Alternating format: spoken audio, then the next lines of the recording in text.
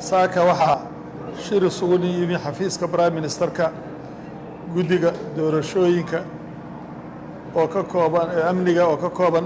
ciidanka booliiska Soomaaliyeed booliiska AMISOM guddiga doorashooyinka ee Somaliland iyo xafiiska prime ministerka koordineedka u qaabsan doorashooyinka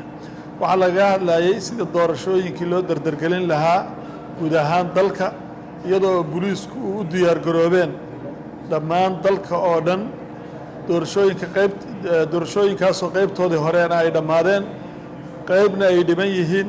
ciidanka booliiska Soomaaliyeed waxay ka qaataan ugu diyaar garoobeen iyagoo waliba raacaya habraacii loo dejiyay ee madasha ay dejisay iyagoo raacaya inay u diyaar garoobeen ay warbixin ku bixiyeen laga dhageystay waxaa kaloo isagana la dardargeliyey oo lagu talagalay doorashada Somaliland oo toddobaadkan ka dhacaysa magaalada Muqdisho iyadana sidii amnigeeda looga shaqayn lahaa iyadoo iska kaashanayaan kana qayb galayaan hogaaminayaanna ciidanka booliiska Soomaaliyeed iyo AMISOM booliis oo iyagu qaabilsan sidii uu ku dhignaa nidaamka lagu heshiiyey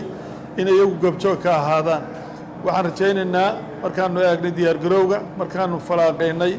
sida ay hadda hawshu u socoto meel fiican ay maraysaa waxaan rajaynaynaa doorashadu inay nagaga dhammaato si amni ah oo qof waliba uu ku qanacsan yahay